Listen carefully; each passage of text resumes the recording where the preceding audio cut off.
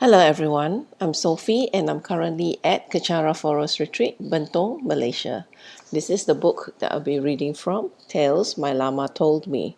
This is by Pastor David Lai, and the stories within are from my Guru, His Eminence, the 25th Samtuku Rinpoche. Today I'll be reading chapter 14, These Hard Times, page 128. Let me share a picture with you. Yes, that is a picture of Rinpoche when he was young with his adopted mother. Chapter 14, These Hard Times. The following story affected me a lot because I believe no one deserves a difficult childhood. However, Rinpoche experienced one, and what was amazing and inspirational was that he managed not only to survive the trauma, but to turn it around and use it to benefit others. The tremendous amount of abuse and difficulties he had to endure as a child would have left most people embittered and angry. However, with the help of teachings and inspiration from his teachers, Rinpoche drew strength and courage from his pain to help others, and this is evident, especially in his teachings today. If it weren't for his teacher's instruction to write his biography, Rinpoche wouldn't have revealed his childhood in such detail. In fact, Rinpoche thinks of the abuse that he received as training to be grateful and to better serve his teachers. I remember those difficult years of my childhood when I was going through a lot of problems with my stepmother.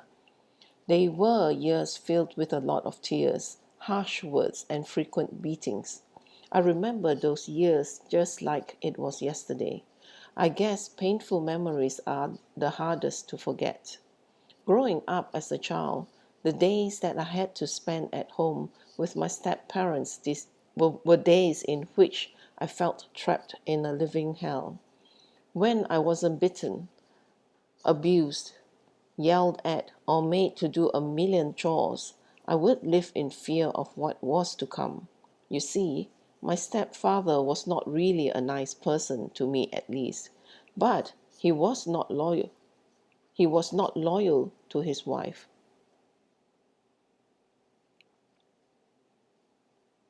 He would engage in all manner of deception behind her back. Somehow, she found out and was deeply hurt. I could see that even as a child. I knew she wasn't evil, and I knew that deep inside her, she was really a kind lady and a warm person. This quality of hers would surface sometimes when she would literally give the shirt off her back to help others.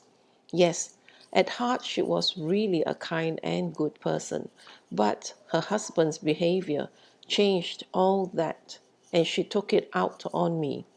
My stepmother's people were displaced from their own country after the Russian war, which led to a massive Mongolian exodus to various parts of Eastern Europe.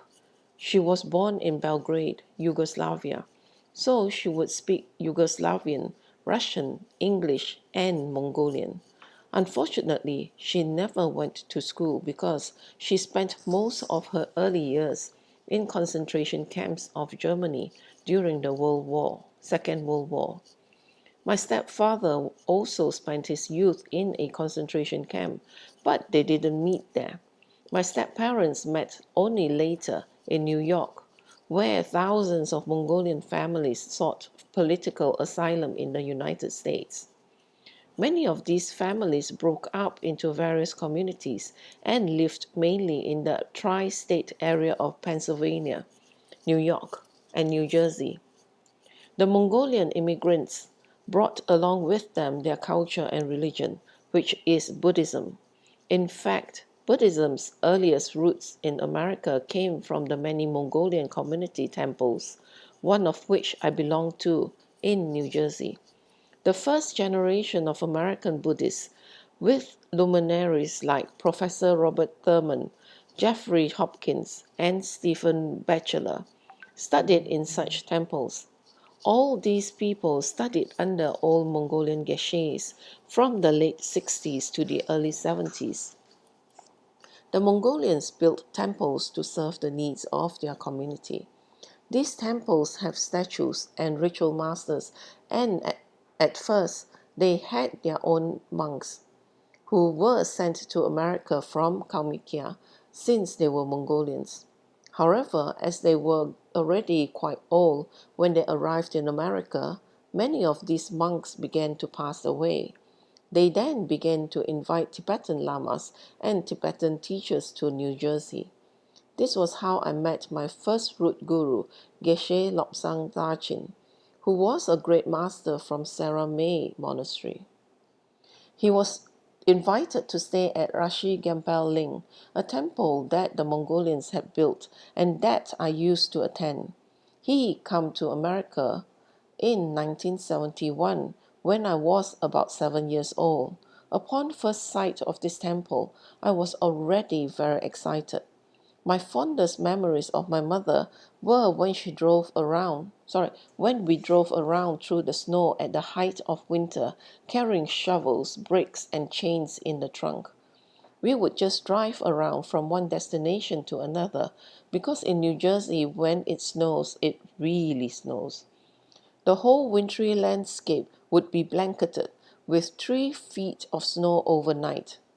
And so we would go out and look for people who were trapped in the snow. My mother was a little lady, and though she wasn't fat, she was a little stout from years of hard work. So the little lady would drive around and stop by the roadside whenever she saw a trapped car. We would then bring out the shovel and literally dig them out. I remember we once saw a Wonder Bread truck that was stuck in the snow. It was one of those huge trucks that delivered a lot of bread from a factory to many stores in the neighborhood. The truck was stuck, and there was a big guy trapped in the front. He must have been shocked to see this diminutive Asian lady and a little Asian boy come to his rescue.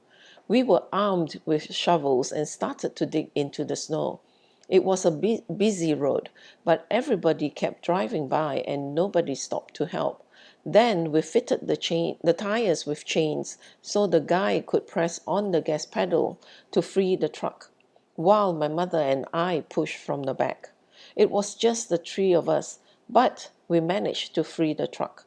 She didn't want anything for this and never expected praise or any sort of glory. I think she just did it from a kind heart, and that was who she really was inside. It is how I really like to remember her. From time to time, she would even take people off the streets and invite them home for a meal. I am talking about people who really live on the streets. Some of them would have been on the streets for years and were just vagabonds. She would talk to them and invite them home for dinner. We would end up having all kinds of strange guests for dinner, and we wouldn't know who they were. My father would not be happy at all, but my mother would insist, and once they were in, they would not be allowed to leave without a full stomach. She would feed them everything, and it wasn't just scraps of food, but really good home-cooked food. Mr. Vagabond would sit at the same table with us, and if we were having steak and salad, so would our guests. She would feed these homeless people everything she could cook up. I saw this all the time. On her good days, my mother was very generous towards me, and she would give me almost anything I wanted. She would go and buy gold rings and give them to me without a second thought. She always made sure I wore a gold Buddha pendant. In fact, my passion for making Buddha pendants came from her. All Mongolians in our community always had a gold Buddha pendant. It was considered to be sacred to have a Buddha touch your body, and this has been in the Mongolian tradition for hundreds of years. Back in Mongolia, they didn't have gold, so they would make a cha-cha encased in a container called gao and wear it all the time. The chachas of Buddhas that were popular with the Mongols were usually Buddha Shakyamuni, Lama Tsongkhapa, or Tara. She gave me a Buddha pendant when I was a child, and to me it was the most precious gift I received, and I treasured it. I remember she took me to a flea market once, and when I pointed to a little puppy I liked, she immediately bought the puppy for me. But all this changed when my stepfather began his duplicitous behavior and started saying all manner of unkind words to her. She would be deeply hurt. She would literally flip out, and she changed overnight. Okay, I will stop here for this sharing session. So please do join me for the next session and find out what happens in Rinpoche's household when he was young. So I will end this with a completion dedication in Tibetan. Yang Chu Sen Jo Rinpoche, Ma Ke Pa Nam Ke Yu Shi, Ke Pa Nam Pa Me Pa Yang, Go Ne Go Du Pe Wa Shu. Do Ni Do Wa Rinpoche, Ma Ke Pa Nam Ke Yu Shi, Ke Pa Nam Pa Me Pa Yang, Go Ne Go Du Pe Wa Shu. Da Su Ji Ni Sa Pa Ge Wa Di, Tan Tan Dro Wa Go Na Kam Pa Dang, Je Pa Je Sun No San Tra Pai, Tam Ping In Po Rin Du Sa Se Sho, Ke Wa Kun Tu Yan Da Lama Dang, Dra Mi Jo Ki Pa La Lo Jo Ji. Sa Dam Nang Yi Ya Te Ra Zo Ne, Do Ji Chang Yi Ngo Pa Ngo Tu So.